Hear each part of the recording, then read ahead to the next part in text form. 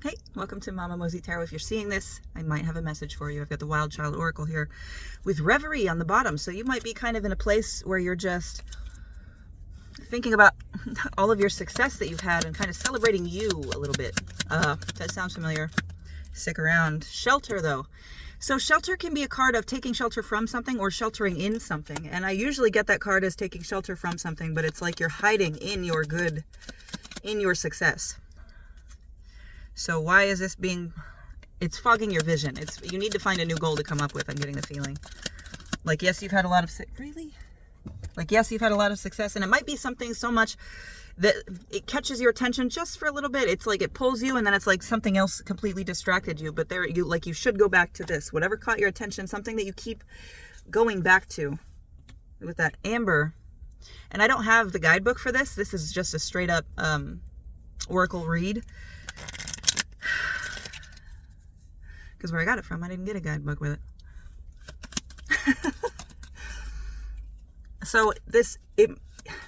But I'm also getting the feeling that some of you are stuck. Some of you have been sheltering too long. And now it's become like you're making the world outside of your success to be horrible. And it's not. It's just more opportunities for success. So desolate and thorn. So it's like you don't have a lot of shit on the horizon that you're like, okay, well, what do I need to do for this goal? It's like you don't have a lot of goals to look forward to, and it's just looking kind of desolate for you. Except there's something, but this going after this something scares you because you could hurt from it. It is either, and again, but with this, again, the imagery of keeping yourself sheltered in something. And actually that's who we're gonna, because this is the same theme of sheltering behind something else. So we're gonna go with that as well. Flight. Yeah, it's time for you to take flight, but don't jump. Not you jumping. This is you studying, and not even studying. It's more like you appreciating the flight of others. So looking at the different risks you might have to take, and then looking up something having to do with those risks.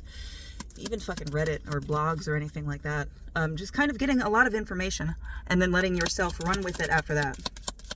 Because if you've told yourself everything could hurt you, everything is scary, you're not going to go after anything.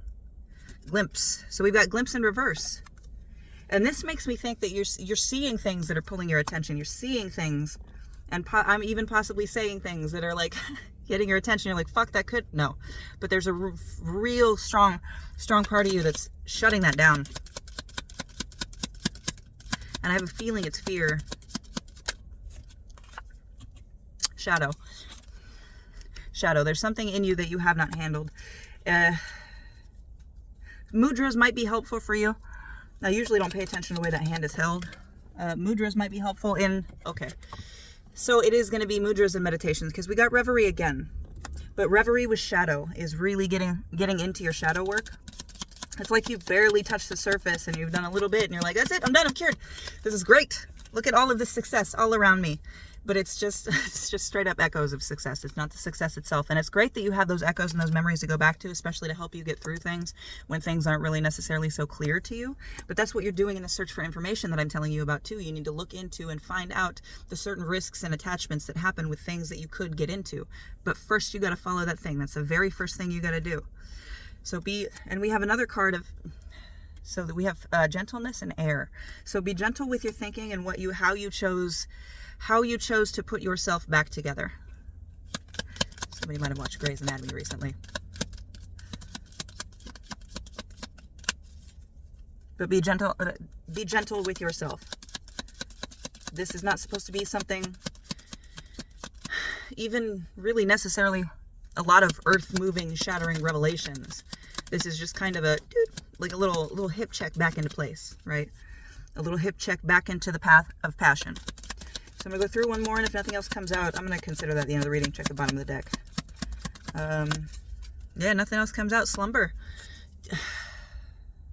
This is, and it's not going to, I pulled out two. So slumber and decay. So time is passing. It might not feel like it with this decay card here. Decay happens very slowly, but it's happening. So in this time where you are refusing to reflect on things, and you are just living in the memory of your successes and your experiences that are good, you kind of need to delve a little bit into the bad ones too. If you delve a little bit into the bad ones, the ones that didn't necessarily quite turn out the way you wanted, you might be able to not necessarily predict it happening again in the future, but be able to see certain specific signs. And once you can translate those signs and speak those signs. But okay, so I picked up all these cards and Amber stayed out. Amber stayed out. So this is, again, telling you don't get too stuck in one thing. It's not all supposed to be heavy, fucking mind-bending shit, you know? It can be a little thing and be like, fuck, okay, all right, I got it. I'm gonna remember that. Got it. And then you have to incorporate it in your life. After you remember and after you notice, you have to incorporate that pattern into your set of patterns, okay? I hope it's helped. Love you.